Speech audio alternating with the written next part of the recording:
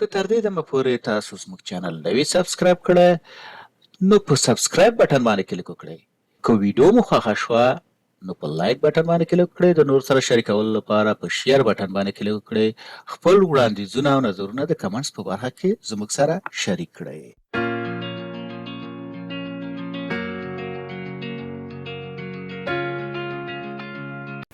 مایکروسافت اکسل 365 کې چارت یا ګراف ته لنډه کتنه چې مخکله دا چارت موږ راځو په دې باندې خبره کوو چې چارت یا ګراف موږ د څه لپاره کارو. چارت په مایکروسافت اکسل کې د معلوماتو د یو لیدیز انځور دی. مثلا چې معلومات په څنګه شکل سره وګورو وایژوال کو یا وایژوالایزیشن د معلوماتو وایژوالایزیشن لپاره موږ دا څه کارو.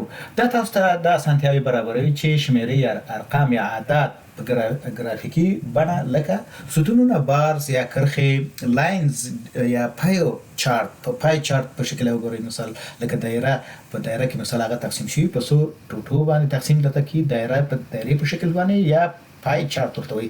تمایلات یا ټرندز وخاوي چې مثال لاین ورته اډ کوي او پرتله کول اسانه کوي. چارت مختلف کله چې مثال تاسو یو ټیبل ته راشئ او معلومات ګورئ نو چارت اسانه طریقه ده چې تاسو معلومات د خلکو سترګو ته راول چې زره په سترګو شغه رقم وګوري.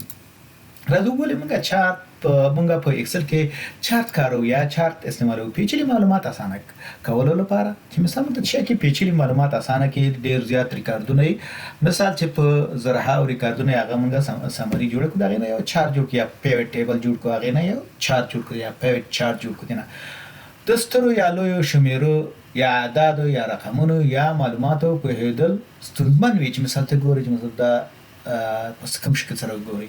د چارت په مرسته تاسو کولای شئ چې دا معلومات په لیدیز بڼه تجزیه او تحلیل کړئ.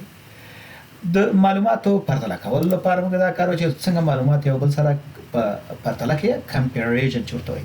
د معلوماتو لنډیز لپاره یا څنګه معلومات تاسو سمری کوي. د سمری لپاره موږ دا کارو.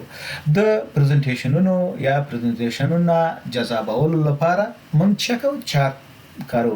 کله چې موږ چارت کارو نو مثلا پریزنټیشن یې موږ جذاب کوو. مثلا هغه کله چې یو پریزنټیشن تاسو جوړوئ هغه کې تاسو چارت ګراف واچوئ نو څوک چې تاسو اډینس دی مثلا تاسو ناست یو مثلا دا معلومات د هغه مربوط کیږي او هغه ته تاسو تشریح کوئ او یا بل مثال عام ډول تاسو دا معلومات تشریح کوئ نو د چارت په مرسته باندې دا چې معلومات یا ډاټا یا ورته چې ډاټا وایژوالایزیشن یا معلومات په ګرافیکي بڼه باندې ورته ښایي.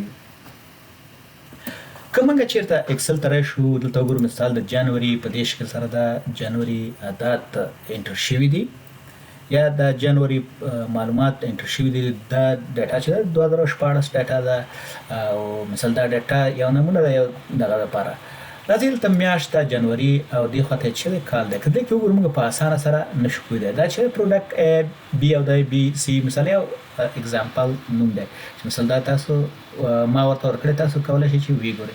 که سره شمول ته مثال دا سلیکټ کوم ورته چې انزر تر شمه دلته مثال یو چارت انتخاب کوم چې دا چې دا هیستوګرام د هیستوګرام باندې کار نه کوو.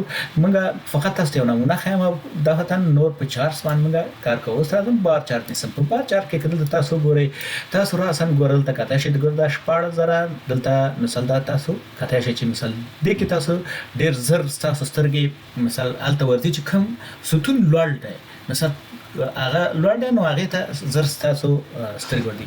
یو چارت چې د مثال چلري وای اکسس لري چې دیتا وای اکسس وای او دیتا ایکس اکسس وای چې په دې کې مثال دا کټګوري یا منس راغلی او په دې کې دا چې وایلو راغلی کوم د پروډکټ وایلو چې دا کم ډالر وایلو چې دا دلته راغلی. چارت چې دا چې د چارت ټایټل دی او دا په خپل چارت دی مثال چارت ایریا ده د چارت ایریا د پلاټ ایریا وای په دې کې مثال د پلاټ ایریا وای کوم د کې چې دا چارت مثال د شو پلاټ ایریا کله چې تاسو سلیکشن کوئ نو کله چې پلاټ ایریا یا چارت سلیکټ کوئ نو چې چارت سلیکټ کوئ چارت ایریا نو دا چارت ایریا شو دا چې شو پلاټ ایریا شو دا ایکس شو مثال دا ایکس ایکس مثال دلته دا چې هوريزونټل ایکس دا مثال چې په دې شکل سره دا سلیکټ کوئ په دې باندې کلیک کوئ دا سلیکټ کوئ دا سلیکټ کوئ په دې باندې سلیکټ کوئ دا سلیکټ کوئ دا مثال چې لاند معلومات د چارت په اړه باندې په چارت باندې کار کوو چې مثال موږ څنګه خپل د اړتیا اساساً چارتونه یا ګرافونه جوړوو. مننه چې تر دې دمه زما سره وئ. یو کمنټ چې ستاسو خوښ شوی وي او یا تاسو په دې ویډیو کې نوی زده کړی وي د کمنټس په برخه کې ولیکئ. دا ویډیو د نورو زده کوونکو سره هم شریکه کړئ ترڅو هغوی هم ترېنه استفاده وکړي. ستاسو نظرونه شریکول او فعاله ونډه ماته انرژي راکوي چې ترڅو دغه کورس ژر او په سمه توګه بشپړ کړم.